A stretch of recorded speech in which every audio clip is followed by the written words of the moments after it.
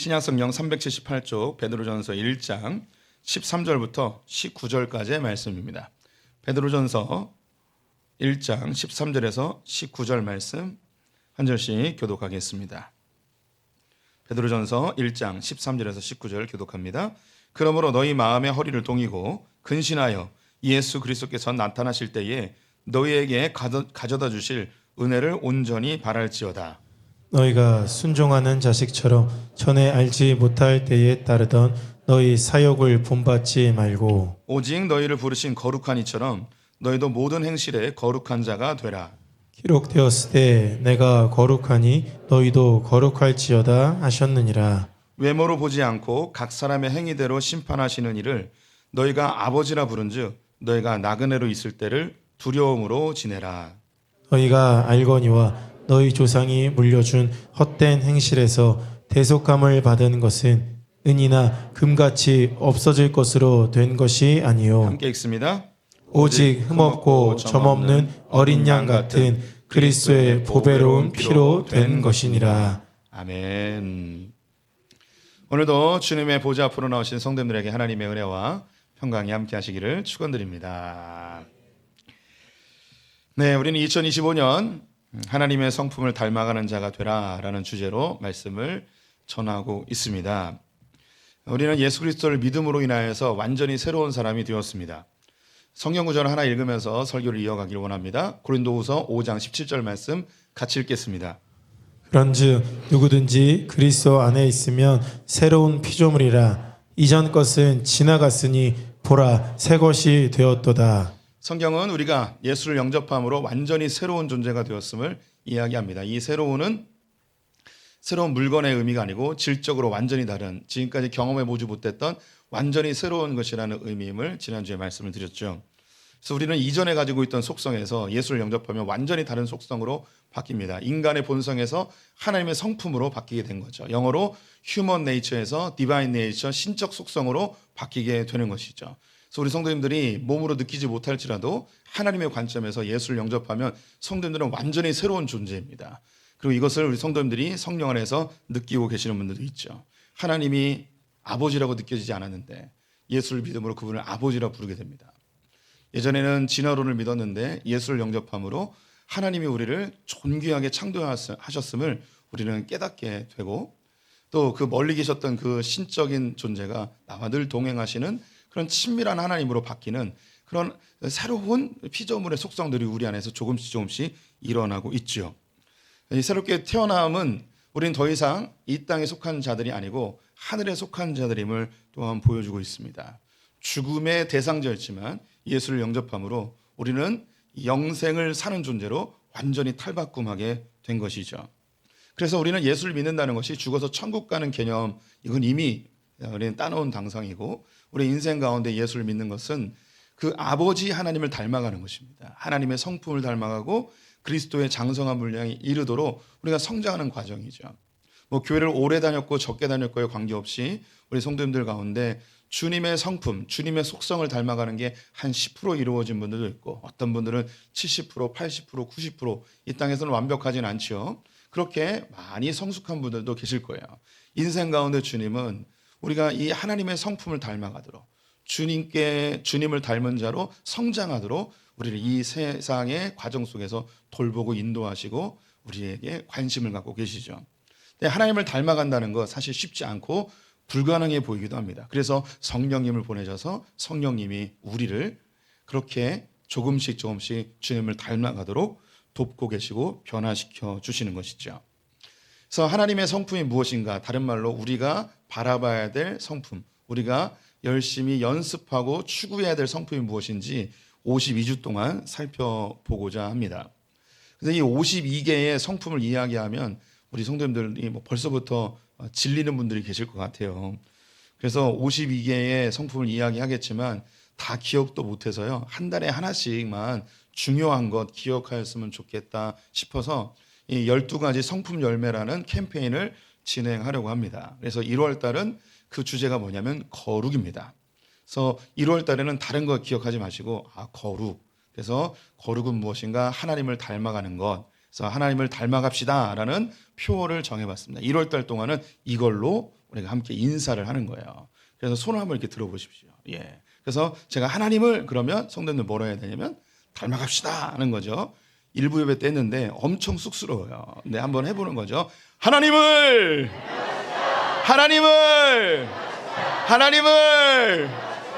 감사합니다. 감사합니다. 이제 예배당에서만 하는 게 아니고 교회 울타리에 들어오면 성도님들과 인사할 때 하나님을 닮아갑시다. 인사해야 되는 거죠. 그럼 먼저 본 사람이 하나님을 그러면 옆에 있는 사람이 닮아갑시다라고 하는 거죠. 그럼 옆 사람하고 해보는 거예요. 지금 해보는 거 연습해야 돼요. 먼저 오른쪽에 있는 사람이 옆에 사람한테 하나님을 그러면 닮아갑시다 하는 거죠. 시작.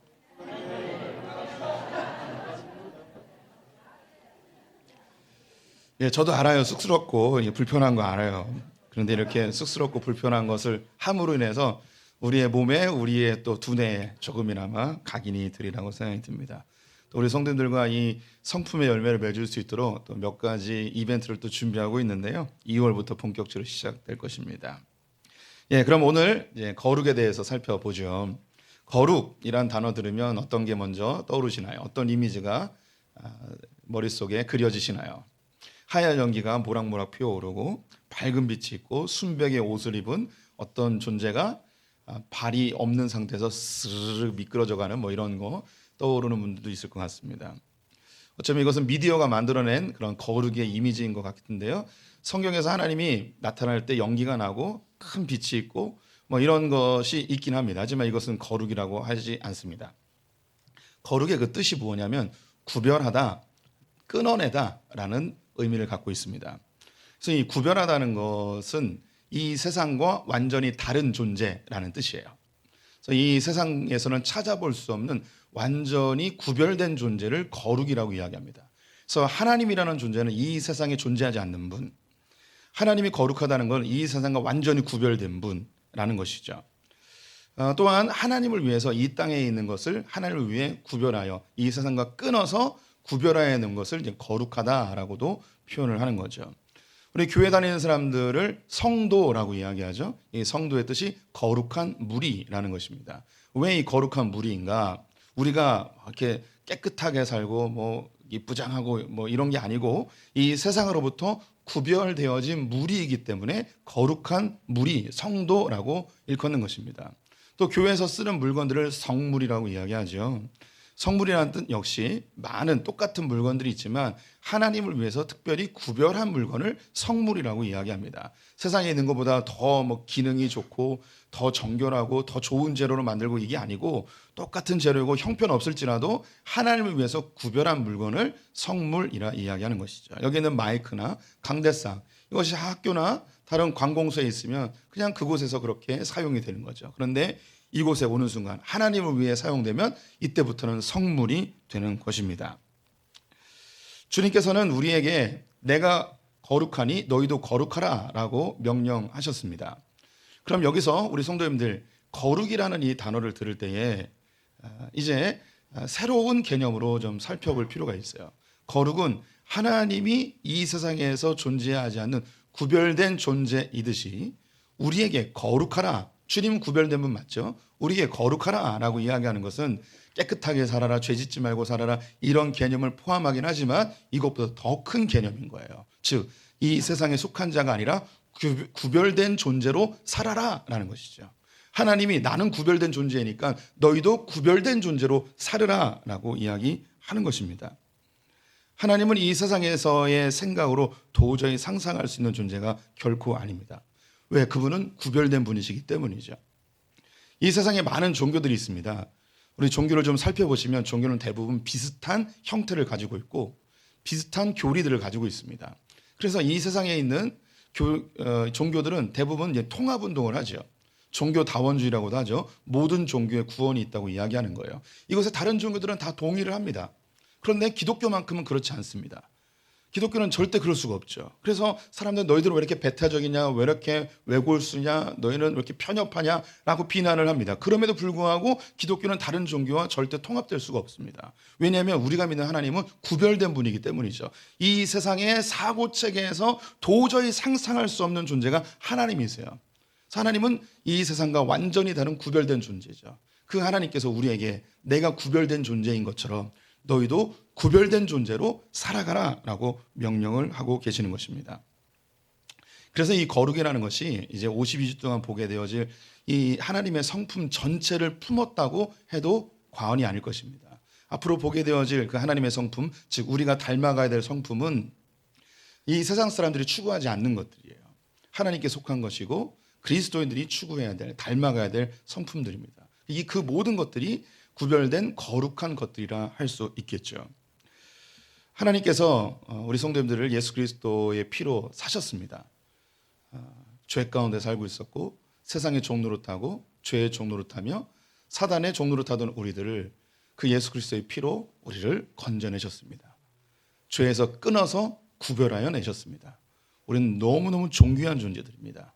이 세상에 속하지 않은 하나님께 속한 자들이기 때문에 하나님이 구별된 것처럼 우리도 구별되게 살아야 하는 것이죠.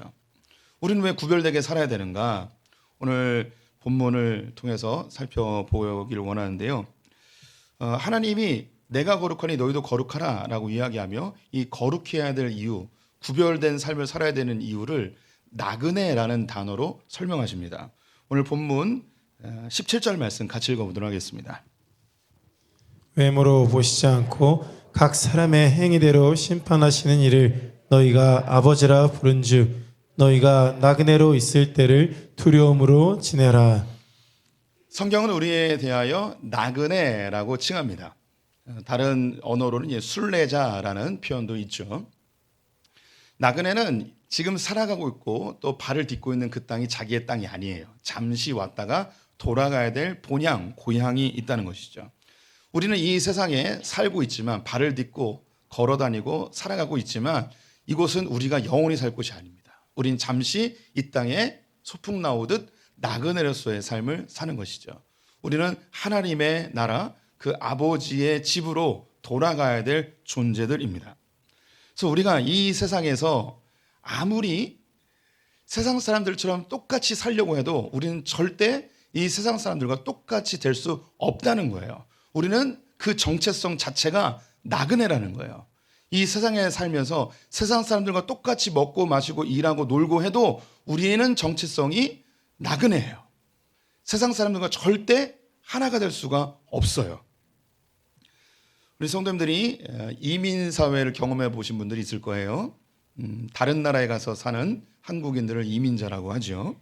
이민자들을 보면 두 가지의 큰 갈래로 나눠질 수 있는데 외국에 살면서 내가 외국에 살지만 나의 정체성은 한국인이야 라고 생각하고 살아가는 사람이 있습니다.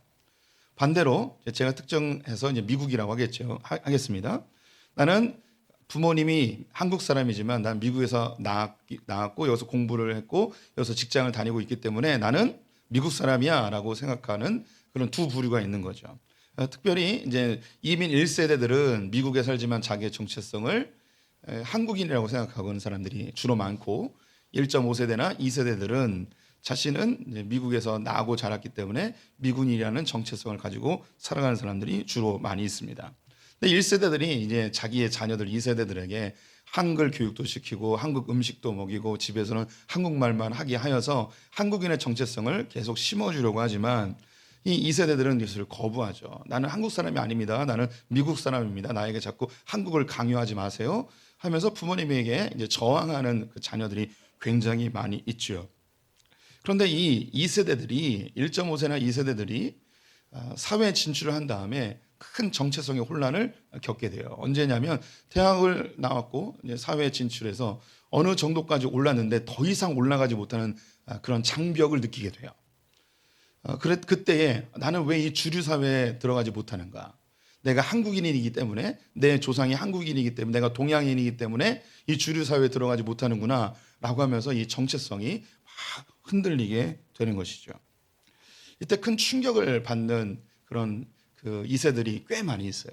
그래서 어떤 사람들은 도대체 나의 조상들은 누구이고 한국은 어떤 나라인가 궁금해서 한국에 와서 한국을 배워가는 사람도 있고 또 한국을 그래서 그렇구나 나는 어쩔 수 없는 한국인이구나 라고 하며 그렇게 자기의 정체성을 조정하는 사람들도 있습니다. 반면에 2세대들 중에는 이 한국을 극도로 혐오하는 자녀들도 있어요. 내가 한국인으로 괜히 태어나서 이 미국 사회의 주류에 들지 못하는, 난 이걸 혐오한다고 생각하는 그런 아이들도 있는 것이죠. 뭐 이런 이야기는 뭐 영화나 드라마의 소재로 성도님들이 많이 접해 보셨을 것 같습니다. 제가 지난 1월 달에, 작년 1월 달에 뉴질랜드의 몇 명 목사님들과 함께 다녀왔었는데요. 그때 저희 팀을 인도했던 가이드 이야기를 좀 해드리겠습니다. 이분은 이제 중고등학교 때 뉴질랜드로 이제 조기 유학을 오게 됐는데, 본인이 이야기하기를 자신이 뉴질랜드에 첫 번째로 온 조기 유학생이었대요. 뉴질랜드 최초의 조기 유학생. 나이가 저랑 같았는데 이민자들이 몇 명 있고 노동자들이 왔지만 조기 유학생으로 온 사람이 자기가 최초였대요. 사립학교에 입학을 하게 되었고 그곳에서 생활하는데 무척 어려웠겠죠. 언어도 통하지 않고 자기가 유일한 동양인이고 막 이런 어려움들이 뭐 있었습니다. 근데 정말 어려웠던 것은 이제 음식 때문에 많이 힘들었다는 거예요. 고향 생각도 나고 부모님 생각도 나고. 그래서 저 그 가이드의 어머님이 뉴질랜드에 올 때마다 이 아들을 챙긴 거죠. 내 아들이 좋아하는 그 한국 음식인, 또 한국 사람은 김치를 먹어야 되니까 김치를 늘 싸가지고 오셨대요. 그런데 공항 검색대에서 늘 뺏기는 거예요. 우리 뭐 뉴질랜드 갔다 오신 분들이 계실 텐데, 뉴질랜드는요 절대 외국에 있는 어떤 음식도 못 갖고 들어가요. 뉴질랜드는 그 생활이 농업으로만 생활하거든요. 그래서 바이러스로 오염되거나 다른 뭐 그런 미생물이나 혹은 전염병 같은 게 들어오면 이 청정한 곳이라 다 이게 그 엄청난 피해를 주기 때문에 그 어떤 음식도 못 갖고 들어오는 거죠. 그런데 몇 번을 그렇게 빼앗겼는데 검색대에 한 번은 안 걸린 거예요. 이 김치가. 그래서 이 가이드가 이 김치를 너무 맛있게 먹은 거죠. 그리고 어머니는 돌아가야 했고 이 김치를 어떻게 해야 될까? 그래서 이걸 가지고 학교로 왔다고 합니다. 근데 학교에 이 김치를 두고 먹을 수가 없잖아요. 상할 수도 있으니까. 그래서 옛날 우리 어르신들은 다 아실 거예요. 김치를 어디에 보관하냐면 항아리에 담아서 땅 속에 보관을 하죠.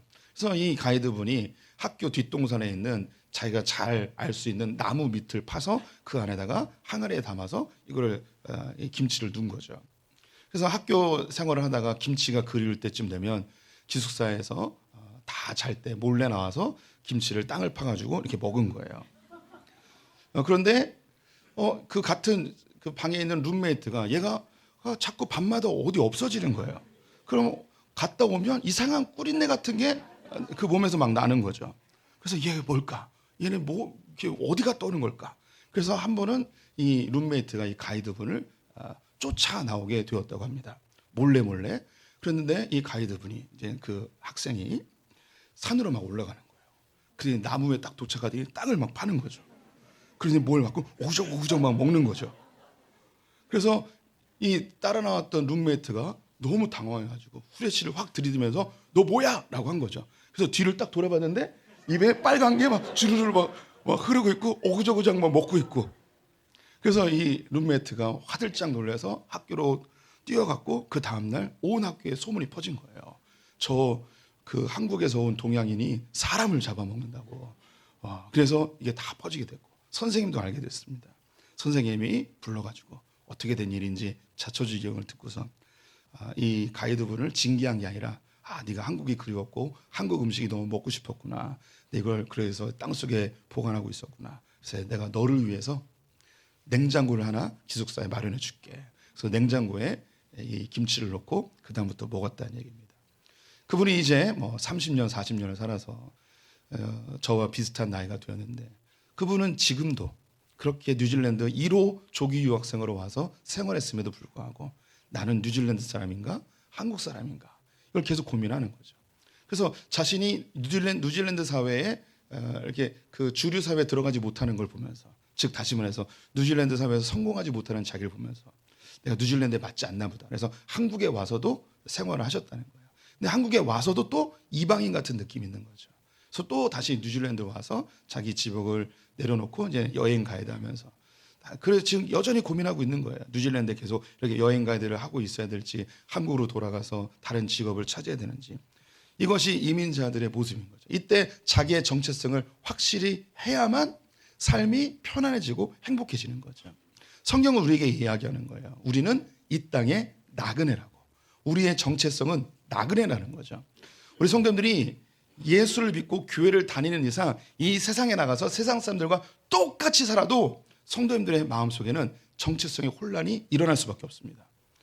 우리 성도님들 교회를 다니고 있기 때문에 세상에서 사람들과 똑같이 그들이 하고 있는 그 행태들과 똑같이 살아도 세상 사람들과는 하나 될 수 없는 내 마음속에 정체성의 혼란이 있어요. 내가 교회 다니는데 이래도 되나? 내가 그래도 크리스찬인데 이렇게 살아도 되나? 이렇게 살면 하나님이 원하지 않으실 텐데, 이 생각이 우리 마음속에서 이게 해결이 안 돼요. 그래서 주님이 우리에게 명확하게 이야기하는 거죠. 너 나그네야, 이민자야. 너 여기서 살아도 이 세상 사람들과 절대 똑같이 살 수 없어. 우리 성도님들이 이미 세상 속에 사는 그리스도인으로서 이런 정체성의 혼란과 내면적 갈등을 이미 다 경험해 보셨을 것입니다. 이때 성도님들이 선택할 수 있는 건 두 가지죠. 그래, 내가 이렇게 갈등하느니 내가 이 땅이 내가 살 곳이 아니고 내가 나그네임을 결정하고 내 구별된 삶을 살아야겠다, 내가 좀 더 신실한 그리스도인이 되겠다라고 결정하신 분들이 여기에 계시고, 또 어떤 분들은 얘 예수 믿고 괜히 짜증나고 이렇게 헷갈리고 이렇게 스트레스 받느니 그냥 교회 다니지 말고 그냥 세상 사람들과 똑같이 살자라고 결정한 사람들이 저 밖에 있습니다. 그런데 오늘 베드로 선생님이 우리에게 이야기하는 거야. 그러지 말라고. 그렇게 결정하지 말라고. 오늘 본문 18절과 19절 말씀 같이 읽어보겠습니다. 너희가 알거니와 너희 조상이 물려준 헛된 행실에서 대속함을 받은 것은 은이나 금같이 없어질 것으로 된 것이 아니요 오직 흠없고 점없는 어린 양 같은 그리스도의 보배로운 피로 된 것이니라. 바울 사도가 이야기하기를 너희가 이런 정체성의 혼란을 겪는 거 나도 알고 있어. 그런데 이 정체성의 혼란 때문에 너희가 예수 그리스도를 믿는 걸 포기한다? 이건 절대 그러서는 안 될 일이야. 너희가 받은 이 구원은 주님께서 금보다 은보다 더 귀한 예수 그리스도의 피로 이루신 거야. 이건 너무나 보배롭고 값진 것을 그렇게 하찮게 버려서는 절대 안 된다라고 우리에게 알려주고 있는 거죠. 혹시 우리 가운데 내가 예수 믿는 것 때문에 세상에서 불편하고 사람들에게 오해받고 내가 불이익이 있는 것처럼 느껴지는 분들도 있을 거예요. 이런 갈등이 스트레스가 되어서 차라리 교회 다니는 거 밝히지 말고 교회 안 다니는 걸로 하고 그냥 교회 다니지 말자라고 생각하는 분들이 계시다면 주님의 이름으로 권면드립니다. 우리가 받은 이 구원은요, 세상 그 어떤 것보다도 보배로운 거예요. 절대 포기해서는 안 돼요. 금보다 은보다도 더 소중한 거예요. 이 구원을 함부로 포기하지 마시기 바랍니다. 그럼 우리는 선택지가 하나밖에 없는 거죠. 구별된 삶을 살아야 되는 거예요. 이 세상에서 어쩔 수 없이 살긴 하지만 세상 사람들과 아무리 똑같은 삶을 살려 해도 우리 안에 내면적 갈등이 있을 뿐만 아니라 세상 사람들도 우리를 향해서 손가락질을 하게 돼요. 너 교회 다닌다며, 너 장로라며, 너 권사라며, 너 집사라며 라고 하는 거죠. 너 교회 다니는 사람이 왜 그래? 라고 세상 사람들도 결국은 우리의 정체를 알게 된 이후에는 손가락질을 하더라고요. 똑같이 술 처먹고선 너 교회 다닌다며 이런 이야기를 왜 하는 건지 모르겠어요.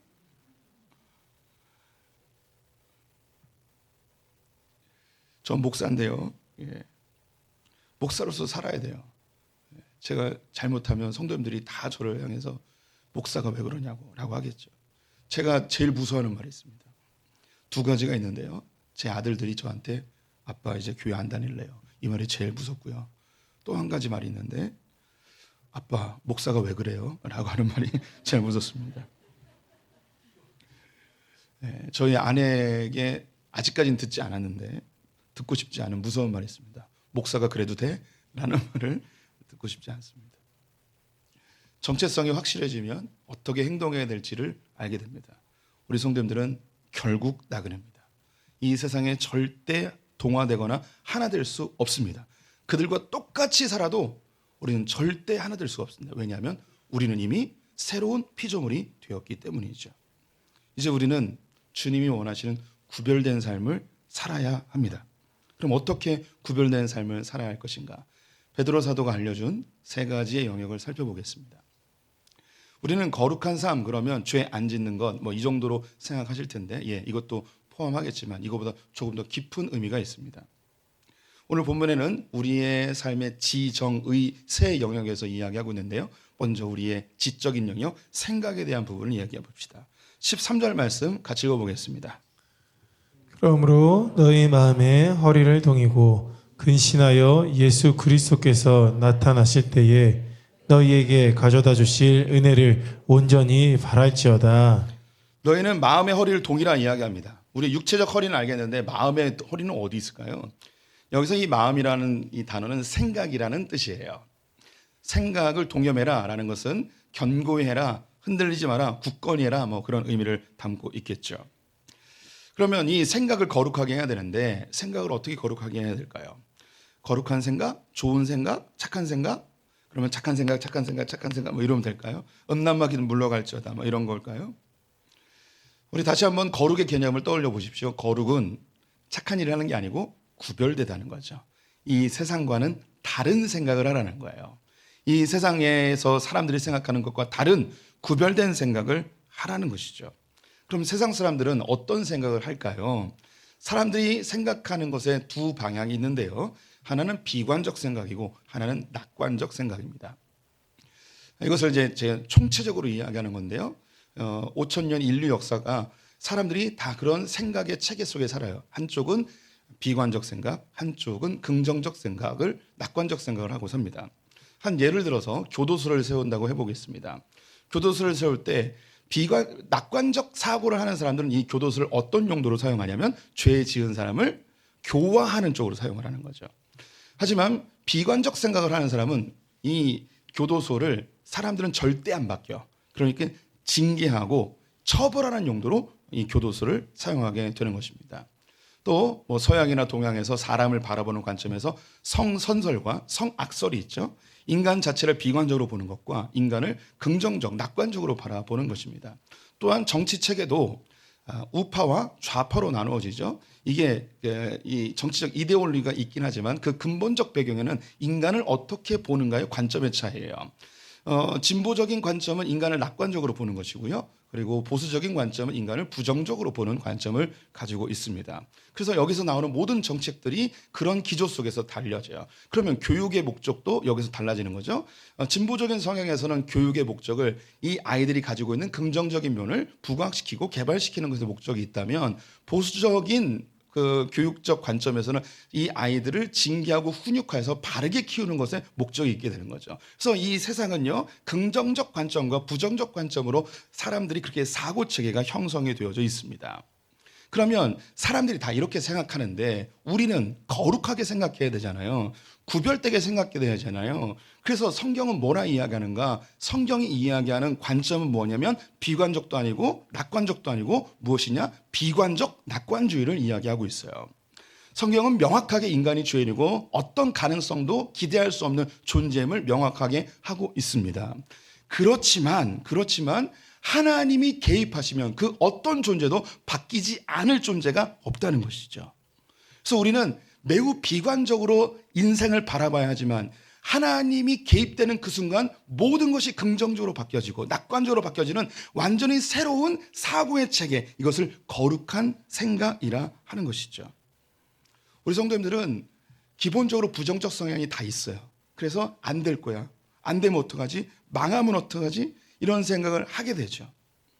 그래서 여기서 사람들이 잘 될 거라고 생각해요. 어차피 그러면 잘 될 거야 라고 격려해 주면서 잘 될 거야 라고 최면을 걸어보라고도 이야기합니다. 근본적으로 부정적이면 삶 자체가 우울해집니다. 그런데 무작정 긍정적으로 하게 되면 미래를 대비하지 못하고 허점을 발견하지 못하는 자기 객관화가 안 되는 거죠. 하지만 이 비관적 낙관주의는요, 난 안 돼. 철저하게 비관적으로 바라봐야 돼요. 그래서 철저하게 준비해야 됩니다. 하지만 주님이 개입하시면 모든 게 다 잘 돼. 합력해서 선으로 이끄셔. 하면서 우리는 일을 진행할 때는 기쁘고 즐겁고 능동적이고 자발적으로 일을 해나가는 세상 사람들과 완전히 다른 사고체계로 삶을 살아가게 되는 것이죠. 저는 설교를 할 때마다 지금도 은혜를 못 끼치면 어떡하지? 설교 망치면 어떡하지? 이런 두려움을 아직도 갖고 있습니다. 이 강대상 밑에서 설교를 하기 위해 기다릴 때는 늘 떨립니다. 우리 성도님들이 아시는 분들은 아실 텐데 저는 주일날 화장실 거의 10번 이상 갑니다. 온몸이 완전히 초긴장이 돼서 이거 어떡하지? 전 토요일마다 기도할 때가 있습니다. 주님, 내일 주일이 안 오고 월요일이었으면 좋겠습니다. 뭐 이런 생각을 할 때가 있습니다. 어제 특별히 더 그랬습니다. 너무너무 힘들었습니다. 거룩을 어떻게 설교하지? 이게 잘 전달이 될까? 거룩이 그냥 뜬구름 잡는 공허한 외침이 되면 안 되는데, 성도님들이 거룩하게 살려고 무엇인가 결단하는 시간이 돼야 될 텐데, 그때 저는 철저하게 설교를 준비하죠. 왜? 저는 은혜를 끼칠 수 없는 존재니까 어떻게든 완벽하게 설교를 준비해서 성도님들에게 전달하려고 노력을 합니다. 비관적이기 때문에. 그런데 기도하면서 제 마음이 바뀌죠. 나는 안 되지만, 나는 못하지만 주님이 개입하시면 성도님들에게 적절한 은혜를 주님이 주실 거야. 그러면 강대상에 올라와서 기쁘게 즐겁게 또 이렇게 말씀을 증거하는 것이죠. 또한 오늘 본문은 우리의 행동 방식을 거룩하게 하기를 요구하고 있습니다. 15절 말씀 같이 읽어보겠습니다. 오직 너희를 부르신 거룩한 이처럼 너희도 모든 행실에 거룩한 자가 되라. 모든 행실에 거룩한 자가 되라고 합니다. 우리의 행실을 거룩하게 하는 것인데, 이건 의지적 영역입니다. 내가 결정해서 무엇인가 실천할 때 거룩한 것을 실천하길 요구하고 있는 것이죠. 거룩한 행실, 죄 안 짓고 착한 일하는 거, 이 정도 개념으로 이해하셔도 나쁘진 않습니다. 하지만 다시 거룩의 개념을 생각해 보십시오. 이 거룩은 구별된 겁니다. 이 세상 사람들이 살아가고 있는 행동의 패턴과는 다른 그런 구별된 완전히 새로운 삶의 패턴으로 살아가라고 하는 것이죠. 초대교회 2세기경에 디오그네투스라는 사람에게 보낸 편지가 지금도 전해져 내려오고 있습니다. 이 디오그네투스는 누군지 알 수 없고요. 이 편지를 쓴 것도 누군지 알 수 없습니다. 근데 내용은 분명한 게, 로마의 박해 속에 살아가는 크리스천들이 그 사람들이 어떻게 살아가고 있는지를 아주 생생하고 구체적으로 얘기해 주고 있어서 구별된 삶이 무엇인지 알 수 있어 제가 이 편지를 한 부분 읽어드리도록 하겠습니다. 디오그네투스께, 그리스도인은 나라나 언어나 의복 때문에 다른 사람들과 구별되는 것이 아닙니다. 그들은 그들만의 도시에 사는 것도 아니고 이상한 언어를 쓰는 것도 아니며 특유한 삶을 사는 것도 아닙니다. 그들은 자기 조국에 살면서도 마치 나그네와 같습니다. 시민으로서 모든 의무를 수행하지만 외국인과 같이 모든 것을 참습니다. 다른 사람들처럼 결혼하여 아기를 가지지만 아이를 버리지 않습니다. 다른 사람들과 식탁을 공유하지만 아내를 공유하지 않습니다. 육신을 입고 있지만 육신을 따라 살지 않습니다. 지상에서 시간을 보내고 있지만 시민권은 하늘에 있습니다. 그들은 주어진 법에 순종하지만 그들의 삶은 그 법을 초월합니다. 그들은 모든 사람을 사랑하지만 사람들에 의해 박해를 받습니다. 그들은 가난하지만 많은 사람들을 부유하게 합니다. 그들은 능욕을 받을 때 능욕하는 자를 축복하고 멸시를 당할 때 멸시하는 자를 존중합니다. 그들은 작은 일을 하는데도 죄인들처럼 벌을 받고 벌을 받을 때에는 생명을 얻을 것 같이 기뻐합니다. 그들은 유대인에 의해 공격받고 헬라인에 의해 핍박받지만 유대인들과 헬라인들은 왜 그들을 미워하는지 모른답니다. 이것이 초대교회에 살던 크리스찬들의 구별된 삶이었습니다. 그들이 착한 일을 하거나 혹은 다른 사람을 돕는 선행하는 정도로 구별된 거룩을 이야기하지 않고요. 그 당시에 살아가고 있던 사람들의 생활 패턴과는 완전히 다른 삶을 살아가고 있었던 것이죠. 그것이 성경적 삶입니다. 사람들은 복수를 이야기할 때 크리스찬들은 용서를 이야기합니다. 세상 사람들은 이익을 추구할 때 우리는 손해 감수하는 것을 마땅히 여깁니다. 사람들은 분노를 이야기할 때 크리스찬들은 인내를 이야기하고요. 사람들은 방탕한 쾌락을 추구할 때 우리는 절제를 이야기합니다. 이것이 구별된 거죠. 이 구별된 것이 거룩이라고 하는 것입니다. 세 번째로 우리의 감정의 영역에서 거룩할 것을 요구합니다. 오늘 본문에는 감정이라는 단어는 사실 없습니다. 하지만 충분히 유추할 수 있습니다. 19절 말씀 같이 읽어보겠습니다. 오직 흠없고 점없는 어린 양 같은 그리스도의 보배로운 피로 된 것이니라. 우리 크리스찬들은 어떤 일을 할 때에 하나님의 은혜에 대한 반응으로 행동하게 됩니다. 세상을 살아갈 때에 그 힘이 하나님의 은혜에 대한 반응으로 사는 거죠. 우리 성도들 모티브라는 말을 들어보셨을 거예요. 이 모티브는 사람이 움직일 수 있는 원동력을 의미합니다. 자동차를 예를 든다면 그 안에 있는 모터가 원동력이 되겠죠. 그래서 모티브라는 단어와 모터라는 단어는 똑같은 어원을 가지고 있습니다. 원동력인 거죠. 사람은 그 감정에 원동력이 움직이지 않으면 그 어떤 환경과 상황이 완벽하게 준비되어도 절대 움직이지 않습니다. 우리나라 속담에 평안감사도 지 마음에 안 들면 안 한다는 말이 있습니다. 아무리 좋은 조건이 있어도 마음의 원동력, 이 모티브가 일어나지 아니하면, 감정이 움직이지 않으면 그 어떤 것도 하지 않죠. 이 세상 사람들이 무엇인가 결정하고 행동할 때에는 그 마음속에 움직이게 하는 원동력, 감정이라는 게 있어요. 사람들을 움직이는 원동력이 뭘까요? 이 세상 사람들을 움직이는, 그 삶을 움직이게 하는 원동력이 뭘까요? 대부분은 돈입니다. 대부분 성공이고요. 대부분 좋은 집, 직장, 뭐 이런 것들이 삶을 움직이는 원동력이 되겠죠. 그런데 우리 크리스찬들은 그 원동력이 아니라 어떤 원동력으로 살아야 되냐면 하나님 앞에 빚진 자의 마음으로 살아야 된다는 거예요. 우리의 삶에 주님에 대한 빚진 마음, 이제는 주님의 나라를 위해서 나 같은 죄인을 살리신 그 주님의 은혜에 대한 감사의 마음, 그 빚진 마음으로 주의 나라와 영광을 위해 살아가게 되는 것이죠. 이것이 구별된 감정이에요. 거룩은 행실 조금 착하게 하는 것, 네, 그것도 충분히 아름답지만 그것을 뛰어넘는 이 세상과는 구별되어진, 하나님이 구별된 것처럼 우리도 구별된 삶을 살아야 합니다. 우리의 생각, 행실, 우리의 감정까지도 우리는 구별된 삶을 살아야 하는 것이죠. 우리 성도님들, 결국 우리의 인생은 나그네 인생입니다. 세상에서 똑같이 살아도 우리의 마음속에 해결되지 않은 정체성의 혼란이 있고, 사람들도 우리 교회 다니는 거 다 알아요. 그럼 우리는 결정해야 돼요. 구별된 삶을 살 것인지 예수를 포기할 것인지. 저는 예수를 선택하기를 결정했습니다. 우리 성도님들도 주님을 선택하기를 권면드립니다. 우리 구호 한번 다시 외쳐볼까요? 하나님을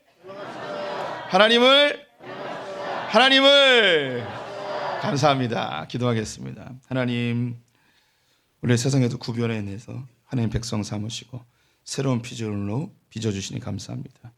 주님이 구별되신 것처럼 우리도 구별된 삶을 살기 원합니다. 우리의 생각이 성경적 생각으로 바뀌게 하시고, 우리의 삶이 주님이 기뻐하시는 삶, 우리의 마음이 빚진 자의 마음으로 살게 하여 주시옵소서. 지금은 우리 주 예수 그리스도의 은혜와 하나님 아버지의 무한하신 사랑과 성령의 교통하심이 주님을 닮아 거룩하기로 결정한 소품의 모든 성도들과 우리의 자녀들, 저 북에 있는 형제자매들, 열방의 선교사님들을 위해, 그리고 이 나라 이 민족 가운데 지금부터 영원토록 함께 있을지어다. 아멘.